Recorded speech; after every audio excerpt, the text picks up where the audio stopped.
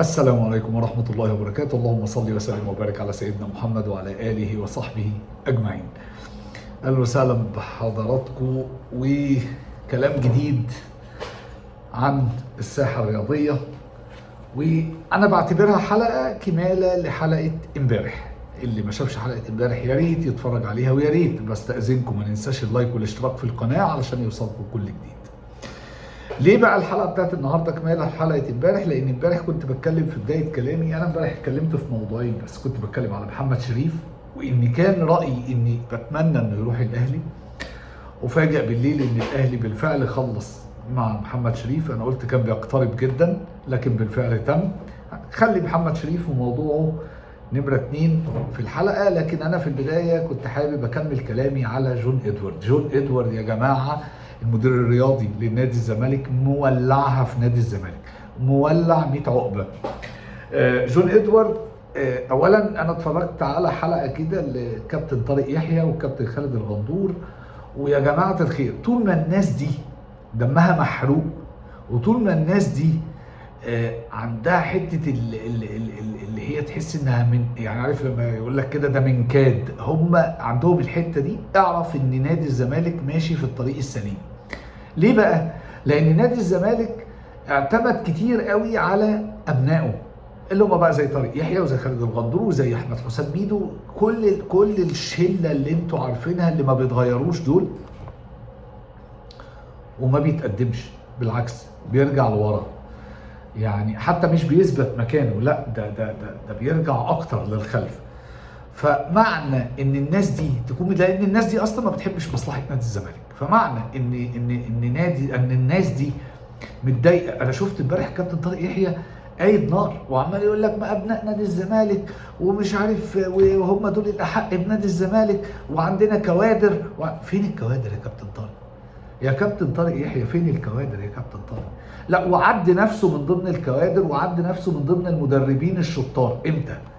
فين؟ طيب عملت ايه؟ ايه تاريخك في التدريب يا كابتن طارق؟ ده صفر، والله تاريخه صفر في التدريب، ما عملش حاجه. يعني لو هنتفرج على المدربين المحترمين اللي زي الكابتن طارق مصطفى والكابتن علي ماهر والكابتن ايمن الرماد، الناس دي عملت حاجه في التدريب، خدت فرق وصلت بيها الكونفدراليه، خدت فرق من ولا حاجه طلعت بيها الدوري الممتاز. انما انت تاريخك ايه يا كابتن طارق في التدريب؟ يعني ولا حاجه، مش عارف. فبصراحه انا شايف ان جون ادوارد ماشي صح جدا، وانا هو منافس لنادي الزمالك، انا راجل اهلاوي والدنيا كلها عارفه ان انا راجل اهلاوي، لكن الصح ما حدش يحيد عنه. الصح ما ينفعش حد يشوفه يقول عليه غلط. لا، الراجل ده واخد نادي الزمالك لحته قد تعيد نادي الزمالك لمكانته الطبيعيه، قد تعيد نادي الزمالك للمنافسه تاني على الدوري، وانه يقدر يروح دوري ابطال افريقيا. يا جماعه نادي الزمالك بيطلع من الكونفدراليه على ايد فرقه اسمها ستالينبوش، مين دول؟ ما يصحش وما ينفعش. وانا بالنسبه لي كاهلاوي لما اشوف الزمالك في منافسه، طبعا لان هو اصلا بالنسبه لي المنافس الحقيقي. بيراميدز حط نفسه غصب عن الزمالك كمنافس، وللاسف الزمالك ساعده على ده، بل بالعكس ده هو يسر له الامر كمان وسهل له طريقه علشان ينافس، عشان يتخطاه كمان في المنافسه. فانا شايف ان جون ادوارد بصراحه ماشي، وفي موضوع الصفقات هو بيعمل صفقات في منتهى الهدوء. خلص احمد شريف، وكمان في كلام على ادم كايد، وانا زي ما قلت امبارح انا ما بحبش الفتي في موضوع الصفقات، لكن دي صفقه قريبه جدا من نادي الزمالك هتكلم عنها زي ما اتكلمت عن محمد شريف امبارح.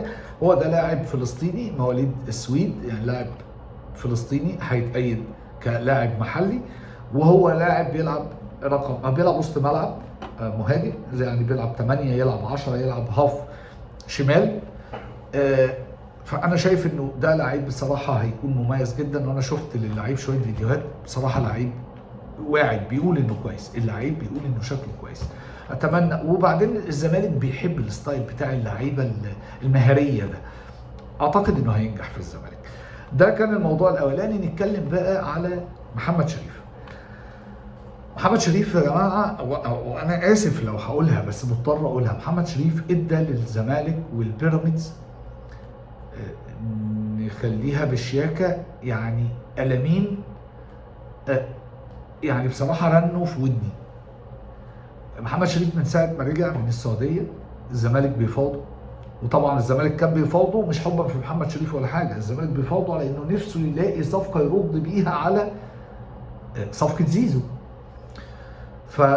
لكن محمد شريف رد جامد جدا، لان الفيديو اللي هعرضه لحضراتكم ده هو ده اللي كانوا الزملكاويه هيردوه علينا، او هو ده اللي كانوا هيبتدوا يعرضوه علينا كاهلاويه علشان يكيدونا بصفقه محمد شريف قصاد صفقه زيزو. تعالوا نتفرج على الفيديو ونرجع. بيقول لو جالك عرض من بيراميدز وباضعاف اللي بتاخده من النادي الاهلي هتوافق ولا هتكمل في الاهلي؟ الجنيه في الاهلي احسن من 10 بره. تاني؟ الجنيه في الاهلي احسن من 10 بره. الماتش في الاهلي بماتشات كتير بره يا كابتن، ولا ايه؟ فعلا؟ طبيعي. انت ما ترددتش. ما هو طبيعي، ما هو ده الرد الصح يا كابتن. ما اقنعني. لو انت، طب انت يا كابتن لو انت مكاني؟ انا بطلت. لو انت مكاني؟ انا بطلت. كل واحد وليه تفكيره يعني. انا قصتي معروفه، لكنه يعني بلا تردد. يا كابتن انت بعد لما تبطل كوره وانت عملت اسم في النادي الاهلي هتعيش عليها يا كابتن. بعد ما اتفرجنا على الفيديو عايز اقول لكم ان رجع محمد شريف تاني وتقريبا قرر نفس كلامه واكد كلامه، ما كانش بيكذب. ده فيديو من زمان جدا. ومحمد شريف فعلا هو لعيب من جواه اهلاوي مجنون. شفناه امبارح في الحلقه مع الكابتن احمد شوبير، والراجل كاتب على موبايله رساله من شهر تقريبا من شهر 2 كانت، وهو قايل انه ان شاء الله هيرجع للاهلي. لعيب عنده يقين، لعيب عنده ثقه في ربنا قبل اي حد، لعيب عنده ثقه في امكانياته. وانا زي ما قلت امبارح بقوله تاني وبكرر، محمد شريف لما طلع من الاهلي ما طلعش عشان هو لعيب وحش. محمد شريف طلع من الاهلي عشان كان عايز يلعب كوره، وراح وعمل سنه كويسه. السنه الثانيه كان فيها مشكله عشان الاصابه. لكن محمد شريف لعيب، لا لعيب ليه تقله ليه وزنه. وبعدين انا شايف الناس اللي بتقارن بينه وبين اسامه فيصل، ايه الفرق يا جماعه؟ محمد شريف اسامه فيصل خد هداف الدوري موسم، هو خلاص بقى هو ده مستواه. طب نشوفه نتفرج عليه الموسم الجاي. هو اللي اهم من انه يوصل للمستوى ده انه يستمر عليه. محمد شريف ما واخد مع الاهلي هداف الدوري في موسم من المواسم، ايه المشكله؟ يعني اتس نوت ا بيج ديل يعني علشان خاطر انا اقارن محمد شريف واقول ان اسامه فيصل احسن منه. لا، اسامه فيصل مش احسن منه.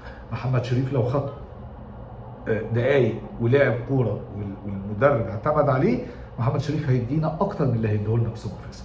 هو ده كل اللي كنت حابب اقوله. وزي ما قلت بقى تاني بكررها، اتمنى تتقربوا علينا باللايك والشير عشان نوصل لكل الناس، واشوفكم على خير.